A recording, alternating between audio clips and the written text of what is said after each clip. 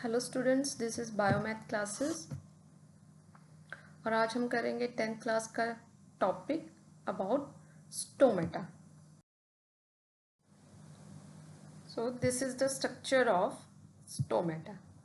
Stomata क्या होते हैं? लीफ पे छोटे छोटे पोर होते हैं जो गैसेस एक्सचेंज में हेल्प करते हैं।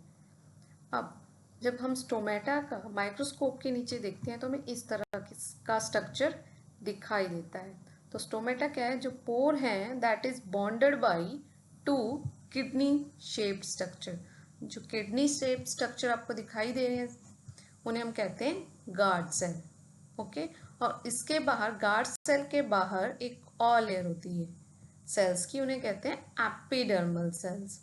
और गार्ड सेल के अंदर दीज आर क्लोरोप्लास्ट। क्लोरोप्लास्ट क्या है? Cell organelle. ओके, और जिसके विच हैविंग क्लोरोफिल, जो किस चीज में हेल्प करते थे? Exchange of the gases. तो ये क्या है? This is the structure of stomata. Okay, next one is, अब जो स्टोमेटा हैं वो किस तरह से ओपन होंगे और क्लोज होंगे? क्योंकि स्टोमेटा का सबसे इंपॉर्टेंट फंक्शन क्या था कि वो गैसेस एक्सचेंज में हेल्प करते हैं जब प्लांट्स अपना फूड बनाते हैं। ओके, तो वो स्टोमेटा है वो किस तरह से ओपन हो रहे हैं और क्लोज हो रहे हैं? ऐसा तो है नहीं कि हर टाइम पे स्टोमेटा ओपन ही रहेंगे या हर टाइम पे क्लोज रहेंगे। ठीक है, तो जब ज़रूरत होती है तब स्टोमेटा ओपन होते हैं और जैसे ही नीड प्लांट की खत्म होती है स्टोमेटा गेट क्लोज। ठीक है, तो ये वाली जो डायग्राम है ये क्या शो कर रही है? Open structure. जो हमने स्टार्टिंग में स्टोमेटल स्ट्रक्चर देखा वो भी कैसा था? Open structure. अब देखो डायग्राम में यहाँ क्या दिख रहा है? जो गार्ड सेल है, क्योंकि किडनी शेप सेल को हमने क्या कहा? Guard cell. तो जो गार्ड सेल है वो अंदर की तरफ क्या होते हैं? थिक होते हैं और बाहर की तरफ थिन होते हैं। और उनके बाहर एक और सेल की लेयर थी दैट इज एपिडर्मल सेल। तो क्या होता है? जैसे ही स्टोमेटा ने ओपन होना होता है तो सराउंडिंग जो एपिडर्मल सेल्स थी वहां से जो वाटर है वो गार्ड सेल में फिलअप होना शुरू हो जाता है। तो जैसे ही गार्ड सेल में प्रेशर इंक्रीज होता है तो ड्यू टू दिस स्ट्रक्चर क्या होता है? जैसे ही प्रेशर इंक्रीज होता है ये एकदम इस तरह स्वेल होके ऐसे बीन शेप में चेंज हो जाएंगे। ठीक है, और जैसे स्वेलिंग होगी तो वो बीन शेप मतलब फूल जाते हैं। तो क्या होता है? बीच में यहाँ पे गैप क्रिएट हो जाएगा और स्टोमेटा गेट ओपन। ठीक है, बीन शेप स्ट्रक्चर होता है लेकिन क्या है? क्लोज जब होता है तो एकदम बंद होगा वो यहाँ से। लेकिन जैसे प्रेशर बढ़ा सेल की तरफ तो फूलना शुरू होगा। जैसे फूलेंगे तो यहाँ पे गैप क्रिएट हो जाता है। ओके, जिसकी वजह से stomata get open. Next one is stomata जो है वो किस तरह से क्लोज होंगे? अब क्या होगा?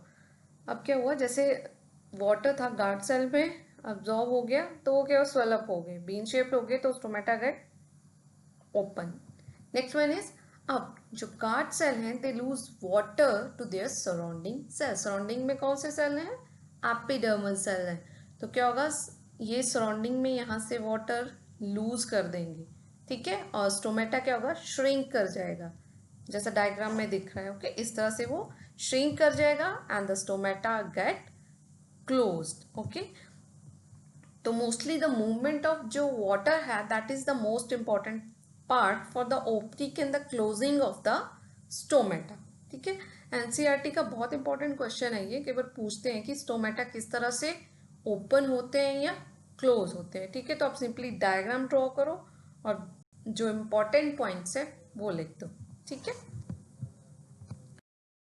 Next one is heterotrophic nutrition. तो इससे पहले हमने डिस्कस कर लिया about the nutrition in plant. तो प्लांट में न्यूट्रिशन कैसे हो रही थी? बाई, क्योंकि वो क्या है? ऑटोट्रॉफ्स हैं, दे शो फोटोसिंथेसिस। अब है सेकंड हिट्रोट्रॉफिक न्यूट्रिशन। तो हिट्रोट्रॉफिक क्या है? ऐसी न्यूट्रिशन है जिसमें ऑर्गेनिज्म अपने फूड के लिए किस पे डिपेंड करते हैं? ऑटोट्रॉफ्स पे या दूसरे ऑर्गेनिक सोर्सेस पे। That is heterotrophic nutrition. Means जो भी ऑर्गेनिज्म है वो अपना फूड किसी और से ऑब्टेन कर रहा है, दैट इज हिट्रोट्रॉफिक। नेक्स्ट, अब जो हिट्रोट्रॉफिक न्यूट्रिशन है वो फर्दर जो है वो डिफरेंट टाइप्स की है। अब जो हेटेरोट्रॉफिक न्यूट्रिशन है वो डिफरेंट तरह की क्यों है, क्योंकि there is different variety of organisms, क्योंकि जो ऑर्गेनिज्म है उनकी अलग अलग वैरायटी है, तो नेचुरल सी बात है उनकी एनर्जी रिक्वायरमेंट और फूड रिक्वायरमेंट भी क्या होगी, डिफरेंट होगी। तो there is different mode of heterotrophic nutrition. Next one is heterotrophic nutrition. Heterotrophic nutrition तीन तरह की होती है, होलोजोइक, पैरासिटिक एंड सेप्रोट्रॉफिक। सबसे पहले करेंगे होलोजोइक न्यूट्रिशन। होलोजोइक न्यूट्रिशन में ऑर्गेनिज्म क्या करते हैं, जो फूड मटेरियल उसको एज अ होल या ब्रेक डाउन करेंगे inside the body. For example जैसे काऊ है और human.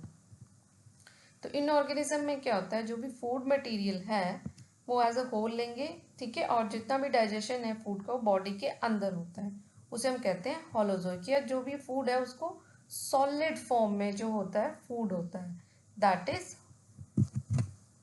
Holozoic mode of nutrition. Next one is parasitic.